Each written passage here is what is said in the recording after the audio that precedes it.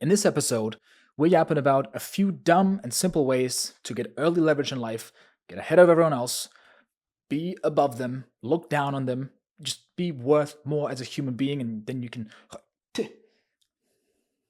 Maybe not that.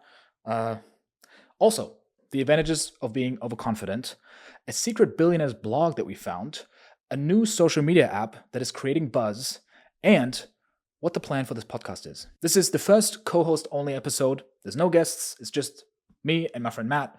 Let us know what you think. Always put on your seatbelts. Let's get into it. So today's a interesting day because July 4th is the worst day in Vegas, especially in my area. People go crazy with fireworks, and Maxie and Buddy, my dogs, go crazy, and it's impossible to do anything. So I'm gonna go to Wendy's, actually, buy a ton of French fries. And as the fireworks go out, I'm training them that it's okay, don't be afraid. You're training them that loud explosions equals fries in your mouth.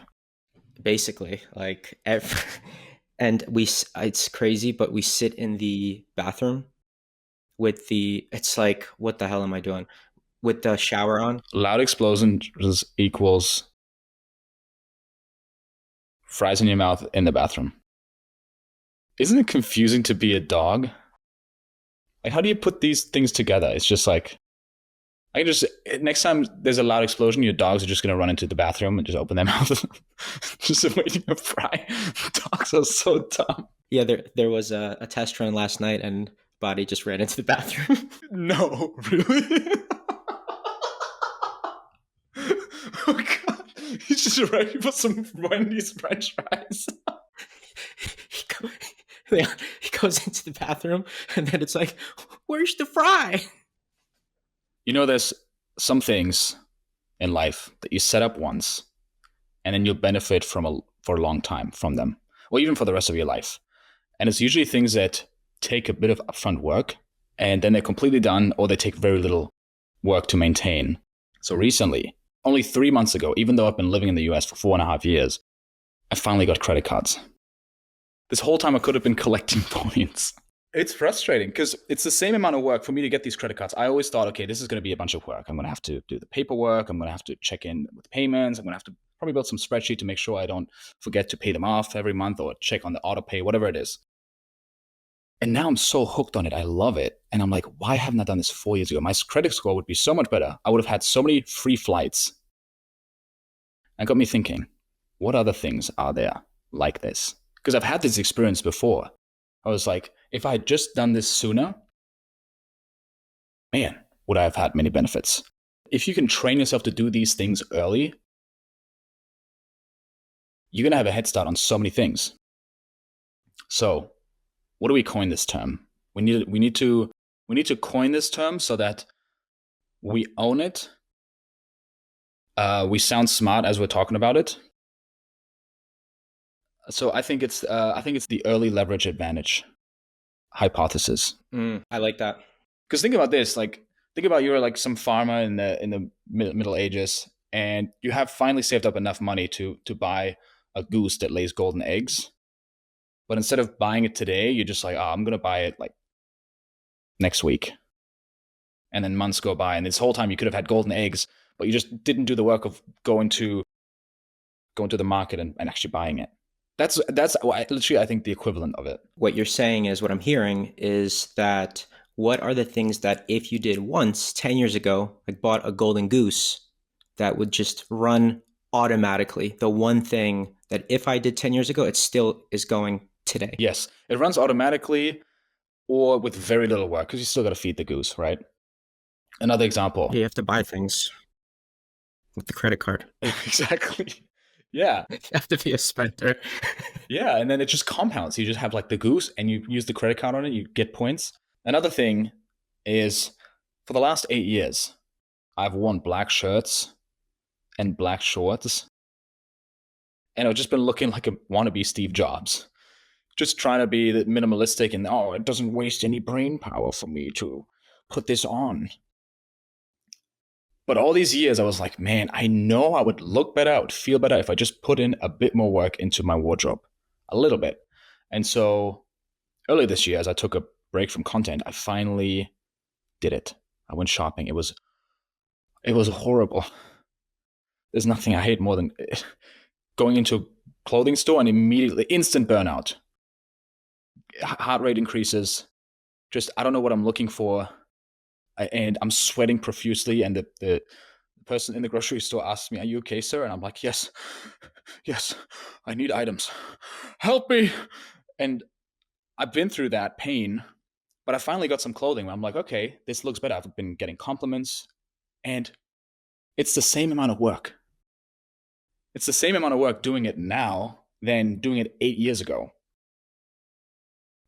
And I wish I would have just done it then, because these last 8 years I would have just looked better. Same thing with sleep, fixing my sleep. I mean, I've had like when I built my first business, I was going through a really rough time.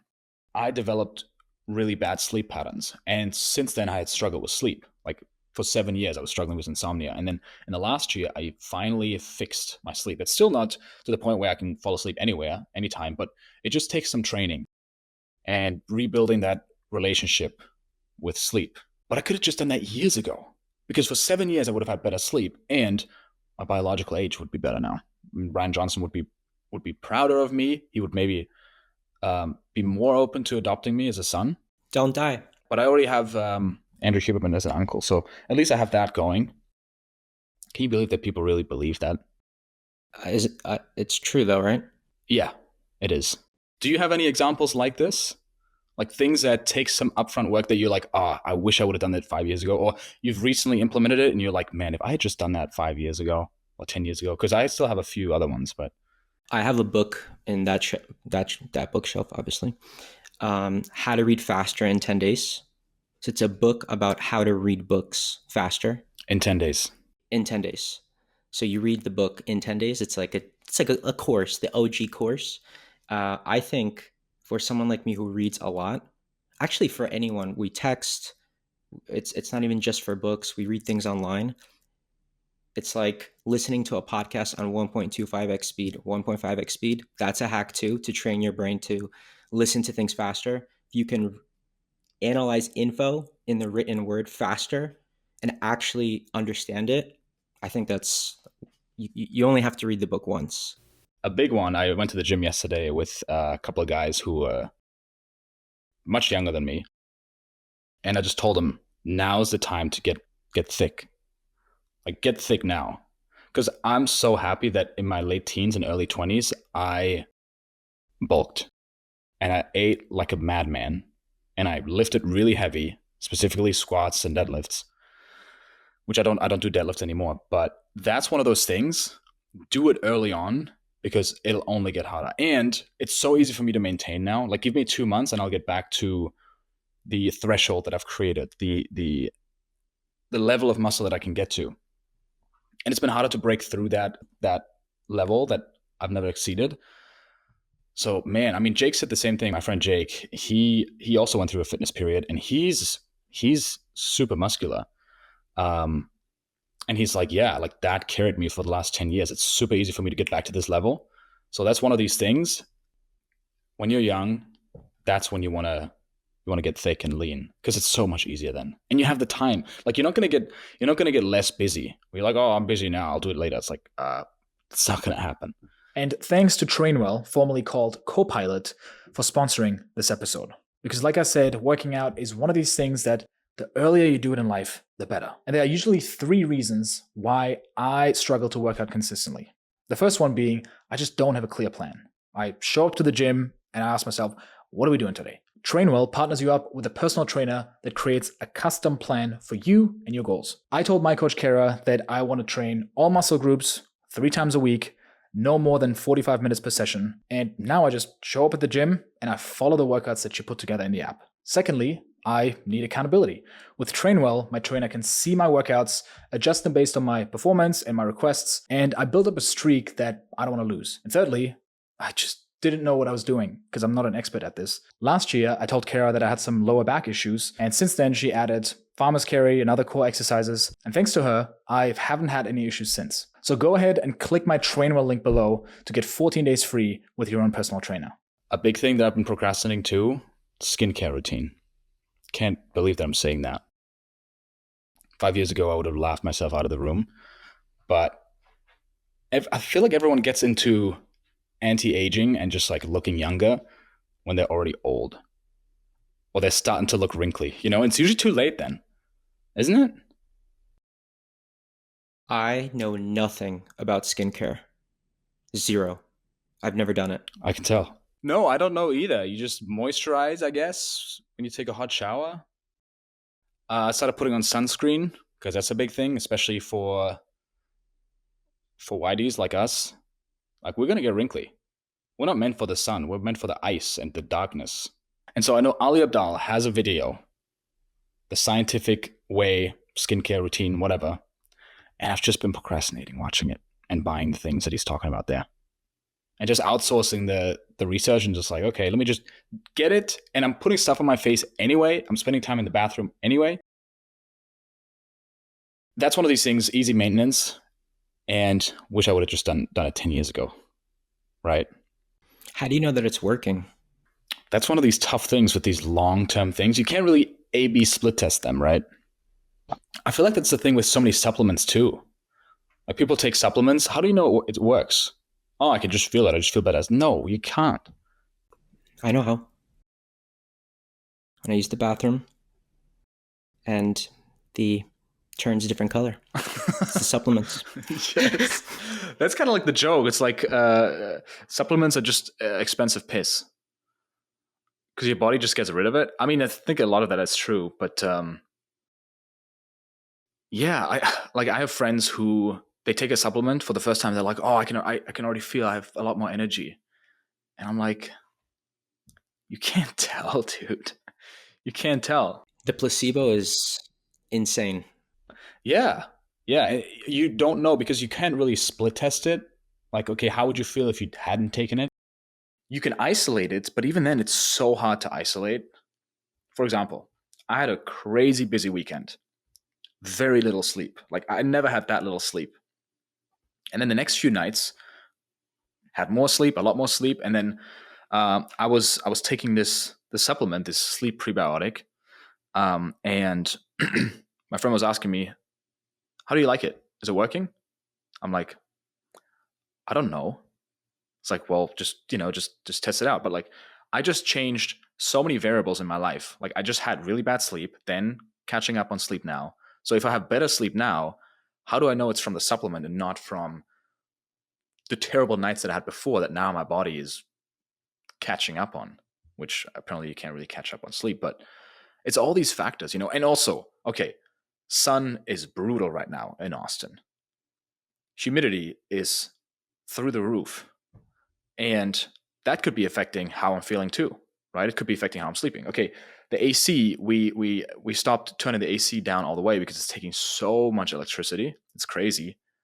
So temperature changed as well. Like, there's always like 5 or 10 variables that are changing that we may not even notice. Like, okay, it's allergy season. Is that affecting my sleep? Like, there's so many different things. So I think even people who are testing supplements, how do you know? You can't really know. Unless you're taking blood tests, and then you can actually see the actual data rather than just like how you're feeling. What do you think? You disagree? I was thinking back to a time when I was like 18, 19. I was the king of vitamin shop points because I would buy I was addicted to buying the supplements, learning all about them. I remember I was taking things that upgraded my free testosterone, just weird shit. But it made me feel good. Like, I was going to the gym.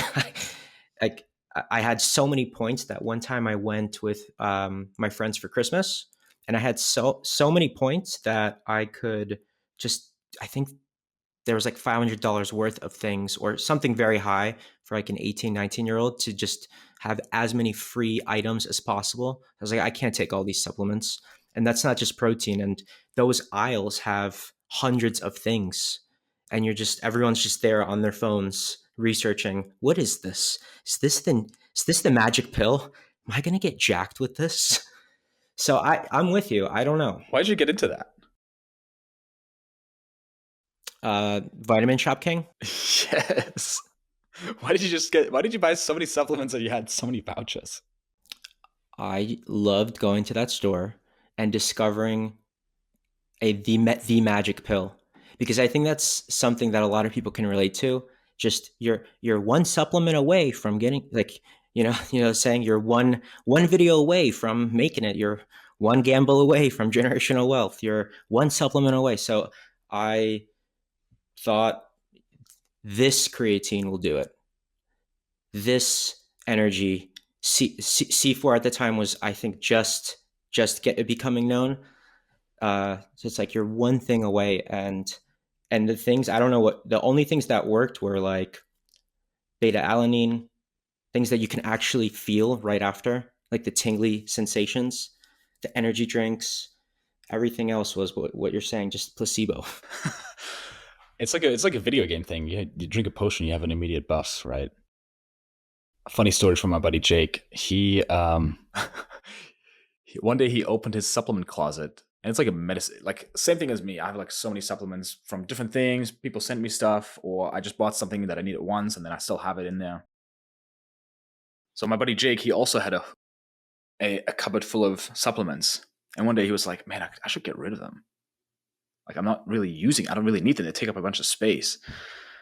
So he just started taking all of them. It's just like one pill a day of each. Now here's the thing. All of a sudden, he felt so incredible. He was like, "Oh my God, I just came back to life." But he doesn't know which one, like what he was, like maybe he was deficient in something, and but he doesn't know which one. And so now he's just like, "I'm just going to keep taking all of them." But yeah, I guess that's why it's so important to just actually check and take a blood test and measure. Do you have money in the index fund? Mm-mm. No? Any other long-term investments? Me neither. I don't have anything invested into the index fund. That's one of the things that I think I will. I just never got to it. Same reason. I was too busy, or I told myself I'm too busy to research this and actually go through the steps and do it. So I literally didn't go to the farm and bought the golden egg laying goose. And I feel like it also just doesn't make sense if you're currently in the stage of building your business. Like it's always better to reinvest into your business. Like the ROI is always going to be better, I think. It's also an idea of investing a little bit to one day in the future, in 40 years, have a lot more, versus what you're saying. Just take that little bit, get something that will upgrade your skill set so that you can earn more money, so that you can just put more money into the fund at a later time. That's, at least that's how I viewed it. Yeah. Same thing with learning how to learn. I think the sooner you can do that, you mentioned reading, but how would you learn how to learn? I feel like it's different for everyone. Because I know Tim Ferriss, he has a book about, the 4-Hour Chef, where it's about how do you break down tasks, how do you sequence them, looking for the 80-20, all of that. I think it's a very methodical approach to learning something, and I think that it's something that can be applied by everyone. And at the same time, everyone has a different personality, or they're different categories of personalities. And so I remember when I share the things that I learned about YouTube, they're very methodical. I'm looking for patterns, planning things out before I do them. Generally speaking, I'm now leaning more into let's just take action and go from there and then adjust from there. But I feel like how one person learns and how they teach how to learn doesn't apply to everyone. Outside of YouTube, how have you learned things in the past? Weightlifting, fashion. What's your go-to? Like give me you like to talk about power laws, right? Give me the few things that once you know them, these are like principles you can stick to and that are very high leverage. So I would always look for patterns. I would look for, okay, who's getting results? Who's doing it well? How would they explain it? Do they explain it well? If not, okay, can I explain it better for myself? And it's just a very it's a methodical approach, and just looking for principles. Okay, what are the patterns that are working? Because so many people, I feel like, going back to YouTube, they're just like, oh, everyone's doing this, so this must be working. But it's like, no, you got to go a layer deeper. Like, what results are they getting? Where did they learn it from? Why are they doing it? Is it working because of the thing that they're doing? Or is it actually something else? Or is it working despite the thing? Like I was fighting the crazy face thumbnails for years. I was like, I don't think this is what is actually helping. It's actually in a mature niche like business. It's actually doing you a disservice, like making a crazy face in the thumbnail, you know? What made you go against the grain because you see these people having success with it, and then you're just like, meh. Well, it just doesn't make logical sense, right? Like, okay, because I'm asking myself, why is this working? Why is this working? And I can't find a good reason.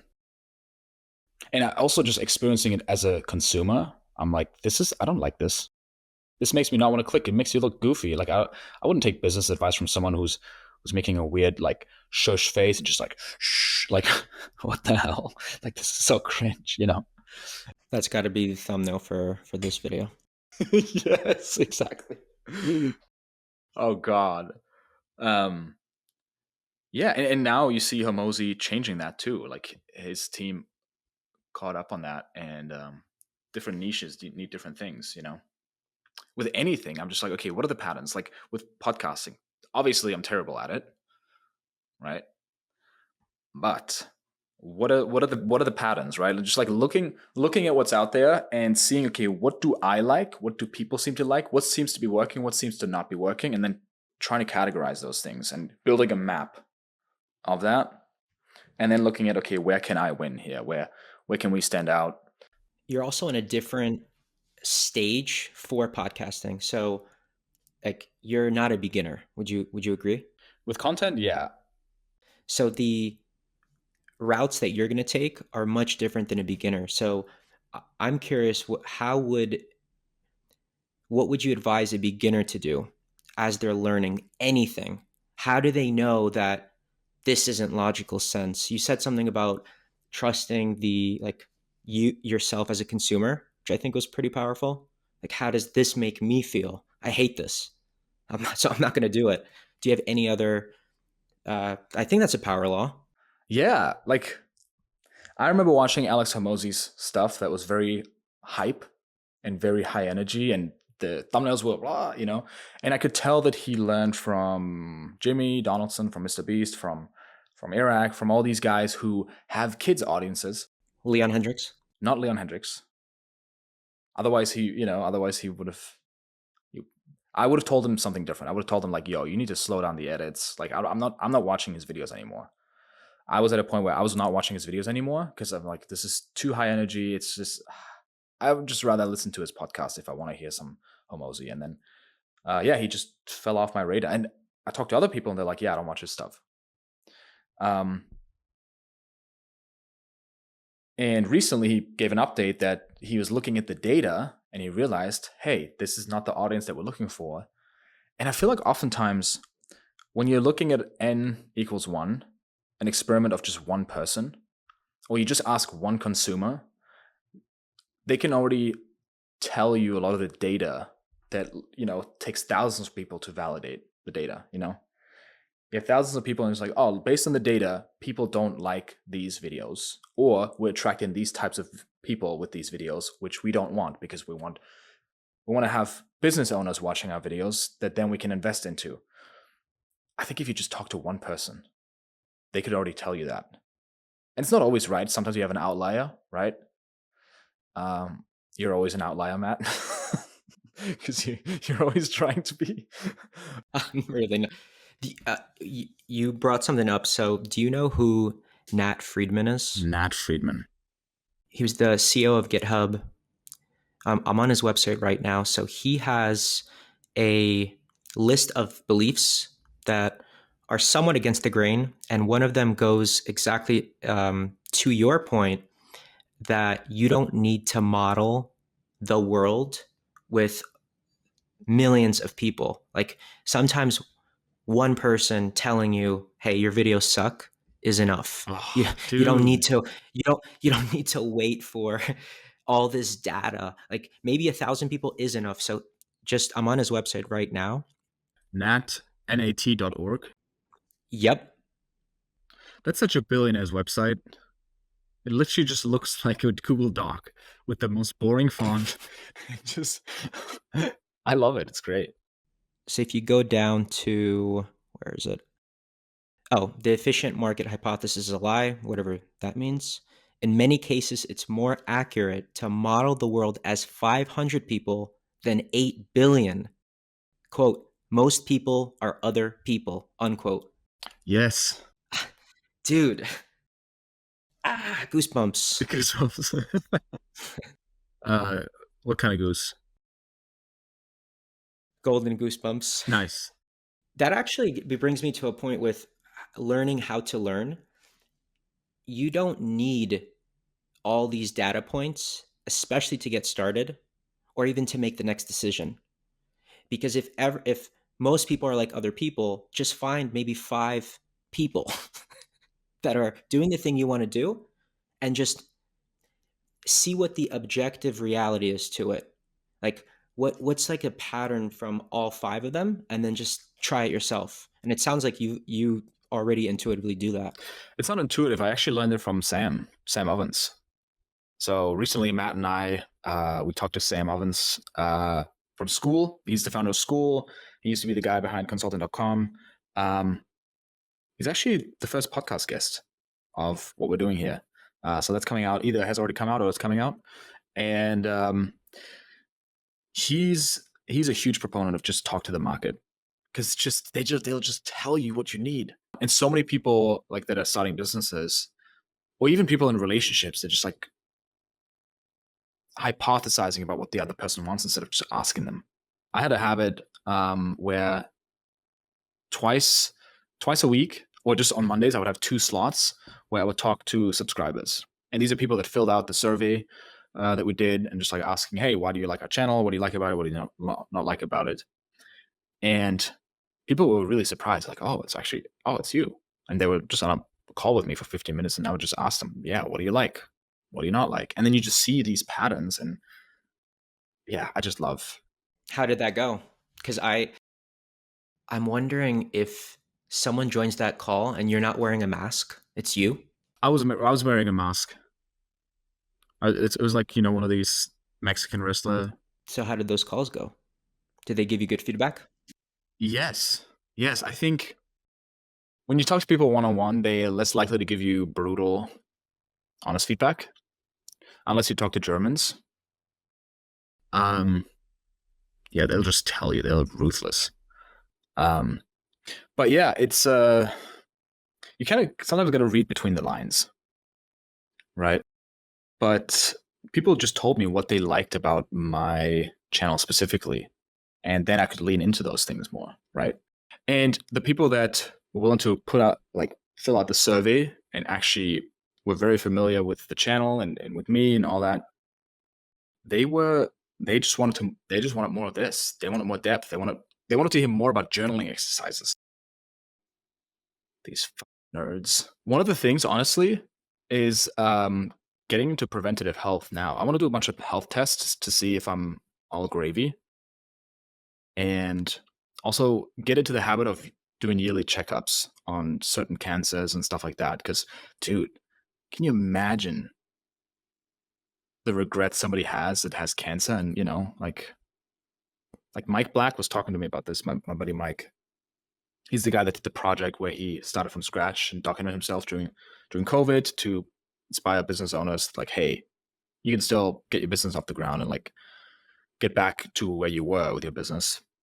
And yeah, he lost his dad in the process because his dad got cancer, and he had a conversation. He was telling me about that. He had a conversation with his dad. Honestly, way to make the podcast funnier. Just like let's talk about death. He had a conversation with his dad. So his dad's friend passed away, and his dad was so mad because his friend just never took care of himself and stuff like that. And my buddy Mike, he sat down with his dad, had a really vulnerable conversation with his dad, and told him, listen, I'm really worried about you. You're not exercising, you're not eating healthy, you're not taking care of yourself. And I don't want you to die because you're not taking care of yourself. And, his dad took it in and didn't really make any big changes. And then years later, he gets the diagnosis that it's stage 4 and it's too late to do anything. And he's got 6 months left. And then he passed away. It's like, what would somebody give in that moment to go back 10 years and start doing the checks? Because when you get it, like early on, like stage 1, or you see it even, I think there's even a stage before that, it's literally just one small procedure and it's done, fixed. Right. So I'm going to ask him about it because he made a list of things that he's going to get checked on every year now. So he's breaking the cycle in his family of just making that a habit. And I'm going to start doing that because, man, would that be a heavy regret? Dude, my dad has been telling me, when are you going to go to the doctor? Like, I had this, just to lighten it up, I had this really funny doctor visit. I feel like it was maybe 10 years ago. And so I go to him. By the way, it took 2 weeks to even get the appointment. So I was sick, made the appointment. By the time I get to the doctor, I'm not sick anymore, but I took the appointment. So I, I so as one does, I go into the room. I wait 2 hours. I go in and it's like a Pomodoro timer, but it's like shortened. It's like 10 minutes long only. He comes in. It's rushed. Okay, so what's wrong? Well, 2 weeks ago, I was quite sick. Oh, so you're not sick anymore? What was wrong with you? And I start telling him all the symptoms. I mean, I tell him I'm not sick. I feel good right now. Just took 2 weeks. He takes out his phone and he starts plugging the symptoms in. And I take a look over and it's like WebMD, and he's just plugging the symptoms. He's like, oh, I think you have this, this, this. I just said, you know what?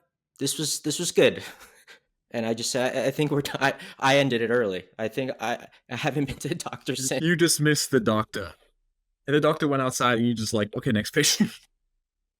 It's like, all right. No, so Really? doctors are great. Yeah, That doctor wasn't. that doctor was.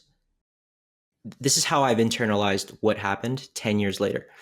There are a lot of symptoms. There are like, I can only imagine, I can't remember what I ate yesterday for breakfast. So this person has to remember all these symptoms, all these things.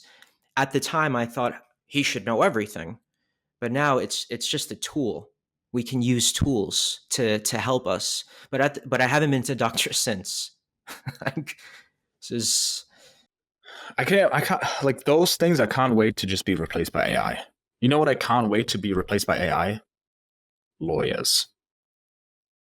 Dude. Lawyers. I know you have lawyers in your family. Personal. But no, seriously though, I don't have a good relationship with lawyers. Very bad relationship.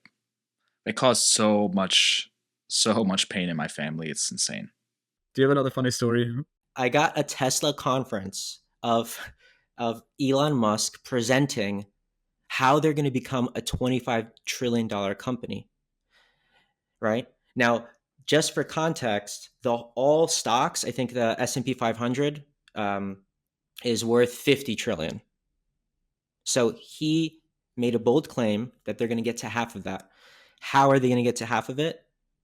They're creating a robot called Optimus, if I'm not mistaken. He said that this robot, have you ever watched that Will Smith movie with the bots? What is it? iRobot? Yeah. I haven't watched it, actually. I haven't watched it, but I remember the movie.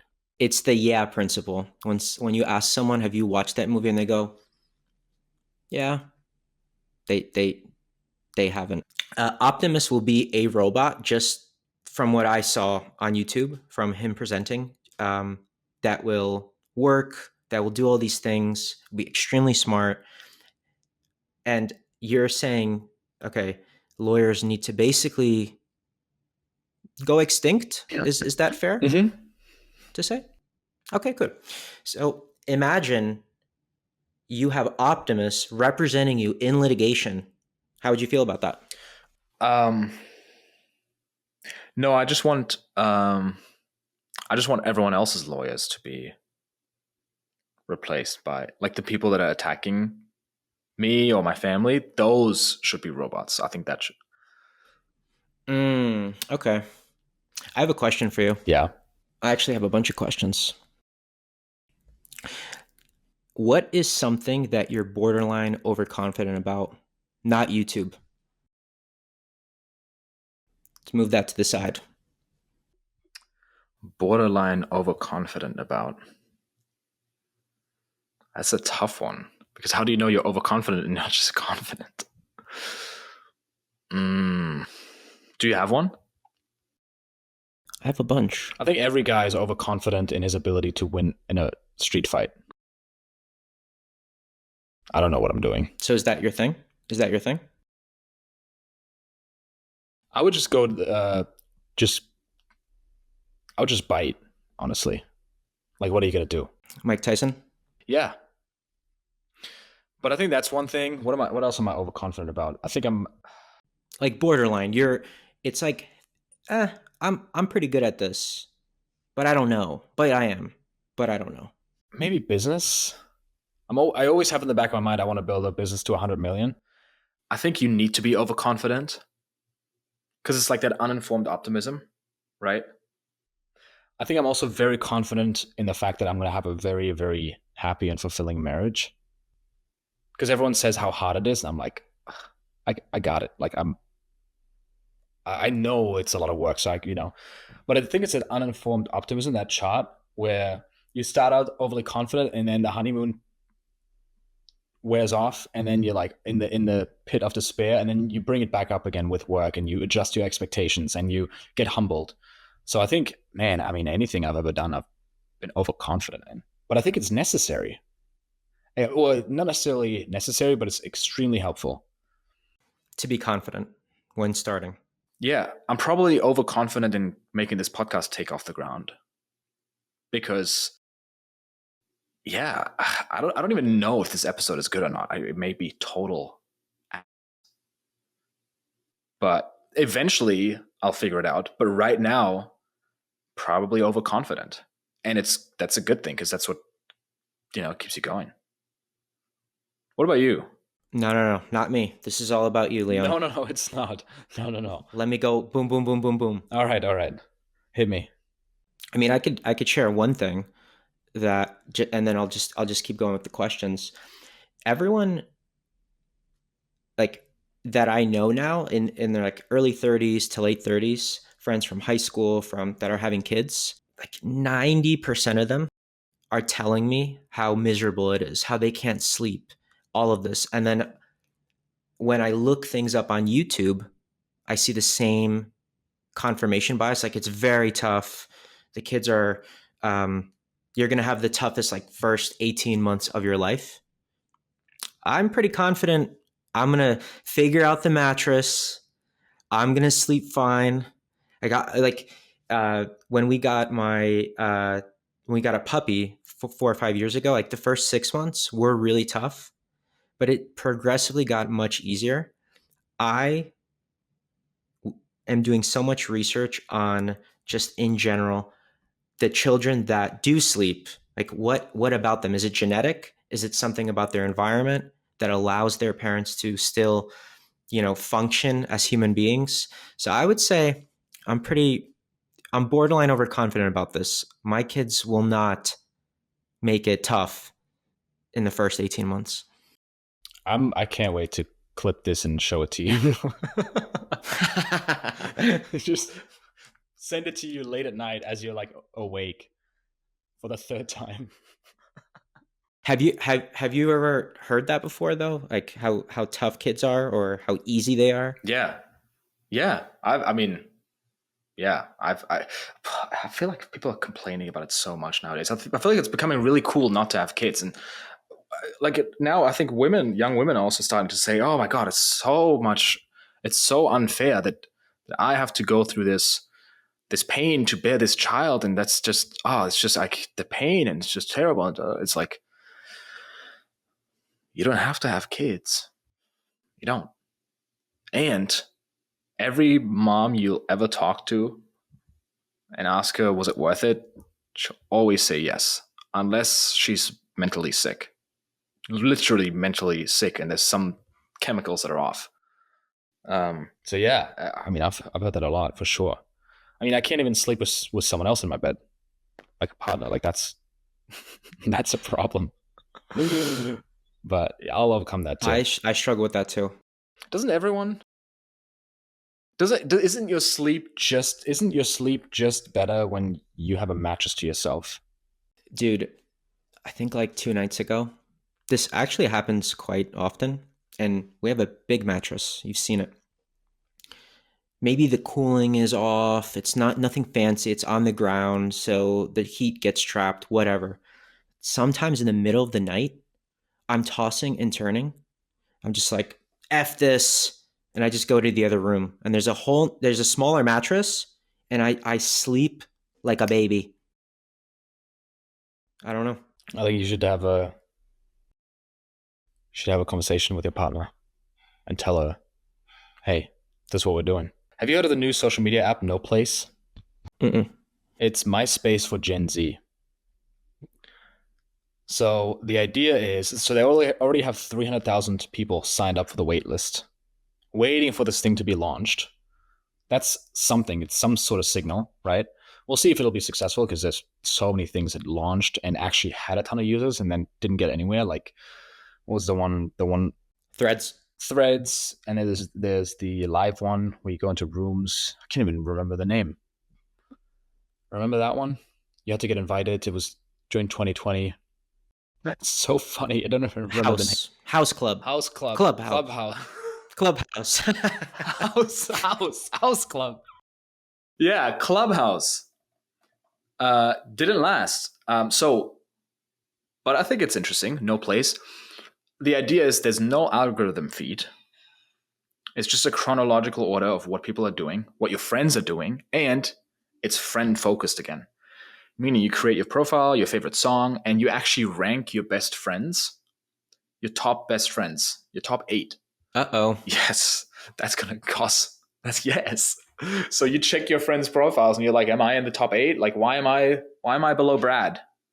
And then the competition starts. The passive aggressive behavior. No, but it's like, I like that Gen Z is thinking about those things. That they're like, we're sick of the algorithms because it's completely messing us up, and it's messing out all of us up. Specifically the doom scrolling apps, Instagram, TikToky. I can only imagine what it's like growing up with those. I grew up without a phone. But yeah, I mean, I want this to be successful. That's the thing. But I just want other people to use it. You want to supply the drug. You don't want to consume it yourself. Well, this is not even a drug. I think this is a lot more nurturing. Because people can be creative, creating their profile, and actually stay connected with friends. I like this. Do you think that'll ever happen? That we'll have a decentralized social media platform where you just get what you actually want to see. It's not going to be ruined by ads and companies and algorithms that are supposed to keep you on there as long as possible. Because I think the one thing that makes it unhealthy is that there's companies that pay for eyeballs. The next second order consequence is the platform now optimizes for as many eyeballs as possible for as long as possible in the app. And the way they do that is through controversial, emotional content that just gets you riled up and gets you to stick on it. Things that make you insecure, things that make you unhappy, things that make you compare yourself. What would it look like for you then to not have those things? Yeah, decentralized. Like it's probably shouldn't be a nonprofit. I feel like nonprofits are never really that successful. But open source, blockchain stuff, I don't know much about that stuff, to be honest, but I think there's hope. Yeah, I don't know. I think partly algos can be good. It's like that tool that the doctor used. It's how are you using it? How are you programming it? Is it because we're basically like cavemen. I mean, our brains haven't evolved that much over the last 10,000 years. So the same things that scared us then are scaring us now, but magnified. How do you remove that in the algo? It sounds like you're saying, while still having the best things, like maybe like people don't watch the news anymore, right? At least I don't know too many people, because the news is just fear mongering 24/7. So yeah, I don't know. I think people still watch the news. It's just online, right? It's just on YouTube and Twitter. And yeah, we'll see. We'll see how it develops. By the way, there's another tool that I just remembered that I think you're going to like. If you want random things and gems that you want to discover on YouTube, stumble upon. I heard about this 10 years ago, so I don't know where it's at now. Stumbleupon.com. Expand your mind, discover the gems of the web personalized to you. It used to be just a web browser where you click a button and it just randomly generates a video that you would have never seen before. But yeah, this could be one of those tools that I think you would like. This looks great. Worth testing out. I think we should also talk about the plans for the podcast. For the people who are engaged enough to listen to all the way to this, yeah, what is our plan? What are we doing here? Where have I been the last 2 months? Why haven't I been uploading? Why do I lack integrity so much that I say I'm going to be back in February and then I extend it to March and then I don't do anything for a few more months? Why would anyone trust me? And why do you wear green? And why do I wear a towel? When I just said that I was getting into dressing better. And why did you say you're quitting and that you're sorry? That's so funny. I take responsibility for clickbaiting the title, making people think that, oh, is he quitting YouTube? And then saying no in the video. No, I'm not quitting YouTube. I'm just quitting the videos that I have been making. Again, I never said I'm quitting YouTube. Did I want you to think that in the title so that you click? Maybe. But I never had the intention of quitting YouTube. I was just switching to podcasts and quitting the old videos that I was making. The plan with the podcast now is to eventually get to 2 episodes a week, meaning 1 episode where we just yap like this, just a yap episode. Me and co-host or co-hosts, we'll see who's going to come on. We'll see what we do and what form this takes. We're just going to wing it, see what people like, talk to them, get feedback, and iterate from there. And then 1 episode a week with a guest. So 1 with co-hosts and 1 with a guest. The goal for us is to really make it fun and easygoing. A lot of the self-improvement stuff is it just takes itself so seriously. People love smelling their own farts. We do too. But what? And that's the end of the pod. Thank you for watching, guys. Yes. We don't want to take ourselves too seriously. We're not people who are here to like teach you something, or we're not making any promises of like, oh, change your life. Rah. You just want to make it. Just makes me gag a little bit. I feel the urge right now. I'm suppressing it. And I've used it a lot in hooks in the videos and in titles because that's what does work. It's just like, oh, this changed my life, blah, blah, blah, blah. But really just make it easygoing and fun and revive a community of people who are just into this stuff and they want to have fun and make it easygoing. Like a lot of the shift that I've been going through the last few months is just, it's so important to have fun in life. And be non-serious. I was actually really reading the notes that I took during the darkness retreat that I did in 2020.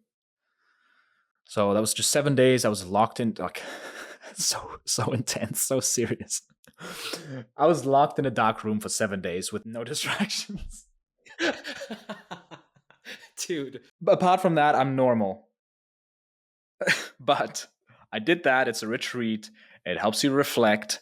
And what can also happen is that the melatonin in your brain gets to a level where you have a full-blown DMT experience from your own brain. I didn't get to that point quite, but my friend did. He had a full DMT release. Oh my gosh. But I just took voice notes. I had a device with me that had no light, and I just took some voice notes to journal. And I looked at those notes, and I think it'd be an interesting episode to see what I came up with there.